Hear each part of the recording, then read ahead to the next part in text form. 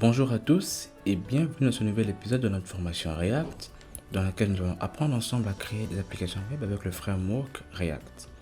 Alors dans ce nouvel épisode, nous allons voir ensemble comment afficher un rendu conditionnel, comment afficher certains éléments sous certaines conditions. Alors pour ne pas rendre cette vidéo beaucoup trop longue, je vais la faire en deux parties, en deux étapes. Donc premièrement, ce qu'on va faire, c'est qu'on va externaliser cet item.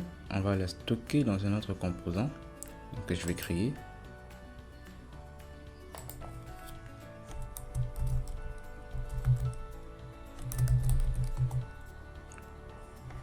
Alors, on se rappelle bien les trois étapes. On va importer les modules dont on a besoin.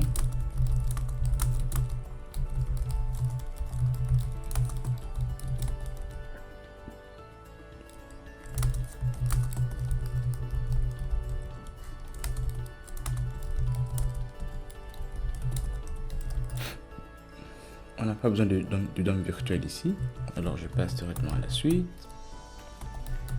On crée le composant.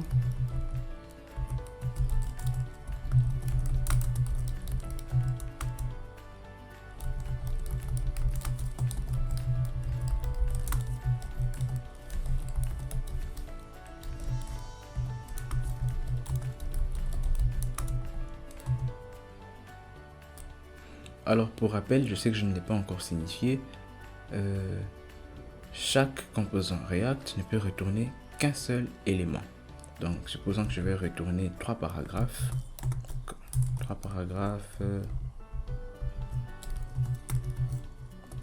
comme ceci.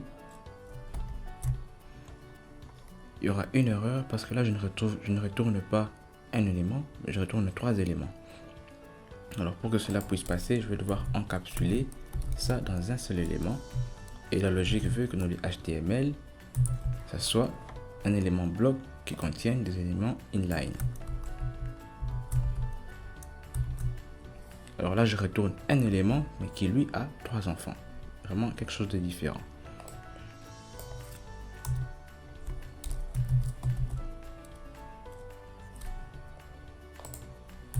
Et là, je vais exporter.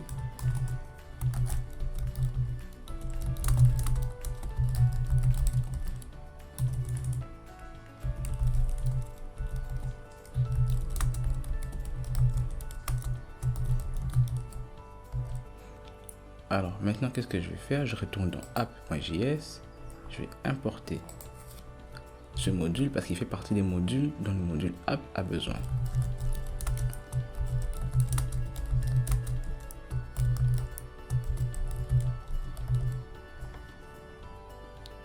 Et ici, au lieu de retourner ce H3, je vais plutôt retourner item. Et comme key, je les passe toujours item.id. Et le tour est joué. Mais si vous remarquez bien, item ne nous affiche rien. Alors, pour savoir quoi afficher, je vais lui passer comme propriété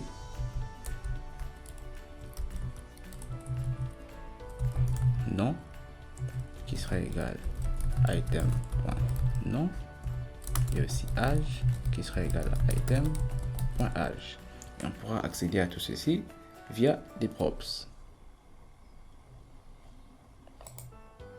Alors c'est vrai que du côté functional components, on avait vu que les props étaient passés en argument de la fonction, mais ici avec les classes, on va accéder à ça de façon un peu différente. On va juste faire this.props. This.props. Non. A. This.props.âge. Cette fois, j'ajoute en, on n'est pas oublié. Je crois que le compte est bon. Cette fois, on sauvegarde et on voit ce que ça donne.